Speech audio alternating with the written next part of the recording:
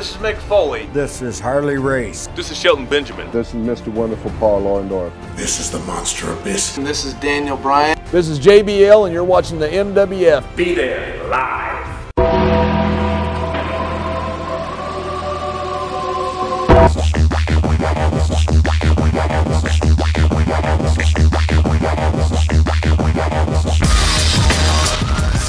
Wrestling fans from around the corner and around the world, welcome to another installment of Wrestling Insiders. I'm Dan Marotti here at MWF Studios, just north of Boston, in downtown Melrose, Massachusetts, 02176, the zip code of champions. Stay tuned after the news for some awesome money-saving deals where you can support indie wrestling. Let's check out the second installment of the new era of WWE Monday Night Raw, August the 1st, 2016, from Phillips Arena in Atlanta, Georgia. Before Raw went live, we had matches taped for WWE Superstars on the WWE Network. Neville defeated Curtis Axel, and in tag team action, it was the Dudley Boys defeating the unique team of Jack Swagger and Sin Cara. Last week's Raw was out of this world, one of the better 3-hour installments in ages. This week's program opened up with the new WWE Women's Champion, the lovely Sasha Banks. Sasha said it was time to make a statement. A Banks statement, that is. Former champion Charlotte came out. She talked about her long reign and said Banks was more of a one-night stand. Boss said that Ric Flair is her father. Charlotte could have been the result of a one-night stand. Charlotte also said that Ric was on vacation in a retirement home. I didn't like that. Didn't like it at all. When Charlotte had Ric in her corner, she was far more effective as a heel than having Dana Brooks stand there. Usually emotionless. Ric Flair can still deliver one hell of an emotional promo with some punch to it. Just one man's opinion, but I don't see the need to knock a guy that WWE will be calling when Ric's needed to deliver in the future. Chris Jericho came out in the middle of the girls arguing, saying quiet, quiet, quiet, over and over again. Jericho told Sasha she was a punk and that Charlotte was royalty because she was a Flair. As Jericho was berating her, Enzo Amore came out. Sans Big Cass. Enzo and Sasha had some real chemistry here with some how you doings back and forth. Crowd was eating it up. To no one's surprise, the Raw general manager Mick Foley came out to add to the segment and ordered a mixed tag team match on the spot. After the commercial break, Chris Jericho and Charlotte defeated Enzo and Sasha Banks. Kevin Owens was on commentary for the match. Later on in the show, he told Chris Jericho he had his back in a backstage segment that makes me wonder if we'll see Jericho and Owens against Enzo and Cass at SummerSlam. Back in the ring, Charlotte pinned Sasha, the challenger going over the champion, and these two will clash for the gold in a rematch at SummerSlam. I don't know if Sasha should have been pinned a week after she had her big breakthrough victory. You know, she's hot right now. I'm not talking about her appearance. I'm talking about in the ring. Championship win. The next week she's pinned in a tag team match. I don't know if it was the right time. However, it was certainly the right finish to get the challenger hot for the title match at the pay-per-view. Up next, Braun Strowman killed jobber Evan Anderholm. Short, sweet, and to the point. The Wyatt-less Strowman is being built up as an unstoppable monster, but I continue to wonder what's going to happen when Strowman's put in singles matches against competitive athletes. I think it's going to be ugly. As I've said before, Strowman has the ultimate look for a heel. His face, his size, his intensity. With that said, he's very limited with what he can do in the ring and was better off as a background bodyguard type hidden in tag team matches with the Wyatts. It's going to be interesting to see what the final product will be as time goes on. Tag team action, the Shining Stars defeated Golden Truth. If you recall last week, Golden Truth walked into the Stars match with Enzo and Cass and cost them the matchup. More nonsense with R-Truth playing the Pokemon game during the match. It was fun for 1 week, but I hope it's not going to be a long-term every-week thing. I like a little reality in wrestling, and what athlete is going to cost themselves a victory, which in theory, a victory would earn them more money and championship opportunities. I'm glad to see the Stars go over, though. They're excellent every time they're given an opportunity to shine, no pun intended. Michael Cole interviewed Finn Balor. Absolutely love Finn, as I note every time we discuss him. He competed here in the Millennium Wrestling Federation before he went to New Japan Pro Wrestling and became one of the best professional wrestlers in the world. Finn said he came to Raw to make an impact, and then he was interrupted by his opponent at SummerSlam, Seth Rollins. Rollins said Finn was a first-round draft pick, but not the first pick like Rollins was. He said that Finn was an NXT champion, but not the first NXT champion like Rollins was. Rollins said he was going to beat Finn at SummerSlam to become the first WWE Universal Champion. I don't like that name. The fans agreed with me in our Twitter poll last week. Balor said the difference between the two was that he won the opportunity to compete for the title at SummerSlam, and the opportunity for Rollins was just handed to him. Rollins responded by saying that the only thing he'll have handed to him is the championship at SummerSlam, with Finn saying he'll have his ass handed to him. Rollins tried to get one in on Finn, who responded with a kick to the face. I thought this was a strong segment in building up their pay-per-view match in Brooklyn. WWE United States Champion Rusev defeated Mark Henry. Earlier, Henry told Stephanie McMahon and Mick Foley he wanted one more run with the House of Pain. Lana was out in the gown that she got married in over the weekend. I'm surprised Rusev and Lana weren't on their honeymoon, although I believe this was taped for the Total Divas reality show that will air this fall. Henry tapped to the accolade in the match. It wasn't nearly as bad as a lot of Mark Henry matches can be. Rusev was very intense as he continues to get built up, similar to his first run as the United States champion when he went undefeated for a year. That was a very, very successful run for Rusev. After the match, Rusev cut a promo on how the Olympics were rigged and so on. That led to Roman Reigns come out for a stare down. Rusev tried to leave the ring. Reigns kept walking in front of him. Reigns attacked Rusev, hit him with a monster Superman punch at ringside. Rusev ran off as Reigns stared at the U.S. Championship belt that he left in the ring. I expect to see these two collide for the gold at SummerSlam. Very interesting to see Roman going after a mid-card championship at this point. Rusev has been built up good, though. I don't know how much impact this match will have on the SummerSlam event itself. That remains to be seen with the remaining Raws until the big event. Up next, Titus O'Neil defeated his former tag team partner Darren Young, who had Bob Backlund in his corner. Story of the match was that O'Neil was beating down Young, but he kept coming back, fighting back. Ultimately, O'Neil had to cheat, using the trunks to win the match. A little heel turn here for Titus O'Neil. This was a basic old-school story. I really liked it, even though it wasn't the best matchup in the world. Backlund went nuts. He went nuts over O'Neil cheating. That led to a backstage segment where O'Neil threatened Backlund when Backlund was going crazy, screaming at him. Young hammered O'Neil and left him laying in the back. I expect more of this pairing going forward. In women's action, Nia Jax had another squash match win over Ariel Monroe. Simple formula, similar to Strowman earlier, where Jax killed the girl for the victory, building her up as a monster heel. It's a simple formula that works. I love that WWE is going back to the formula. I'd love to see a few squash matches every week to show the superstars, give them a chance to get over their personality, their movesets, and so on, so those moves mean that much more when they're in competitive matches.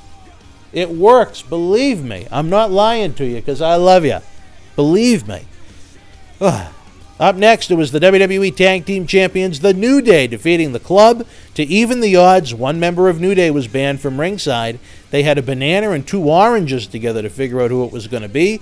Xavier Woods was the odd man out, and you know what the banana and the oranges being held together was symbolizing. Short match, Anderson was posing in the ring and got schoolboyed by Big E. The Club destroyed Big E and Kofi afterwards. Xavier Woods came out to try and help. He got beat down as well. They had the medical staff checking on Big E. Looks like we have another title match being put together for SummerSlam. Cesaro defeated Sheamus in a match where both were looking to move up the ranks on Raw. Cesaro went over with the Gotch neutralizer. After the commercial break, there was still heat between the two, and then Heath Slater was in the ring with the returning Jinder Mahal. Slater said they were now a two-man band and the hottest free agents in wrestling. Mick Foley came out and said he had one roster spot open, not two, and that they'd have to wrestle to see who would earn it. Slater didn't want to wrestle his friend, but Mahal did. The ref rang the bell. Mahal hit the big boot for the win, and Foley welcomed Mahal to the Raw roster. Seth Rollins defeated Sami Zayn. Great competitive match where Rollins went over with the pedigree, building him up for the championship match at SummerSlam, going over strong on a strong opponent on Raw. Fans loved it. You were getting the This Is Awesome chants. I'm really looking forward to the WWE Universal Championship match in Brooklyn. In the main event segment, the returning Paul Heyman introduced his client, Brock Lesnar. Imagine if WWE wasn't able to come to terms with Paul Heyman for a return.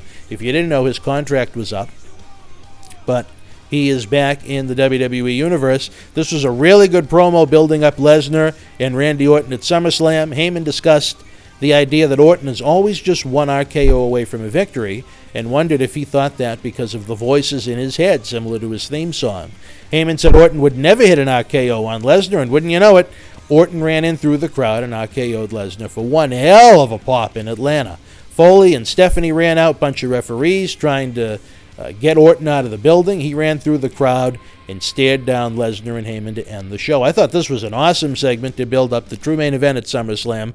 Lesnar and Orton is the money match, no matter what else is on the show with championships. Some online fans were complaining that a SmackDown wrestler is already on Raw. But look, it's an interpromotional match. Orton isn't wrestling on Raw. It was an angle, a very effective angle, to get over the money match at one of the biggest pay-per-views of the year. It's about making money. Look, I'll hate it if the guys start crossing brands constantly and they have interpromotional matches right away. But Orton and Lesnar was booked for SummerSlam before the draft took place, so I think this is more than acceptable.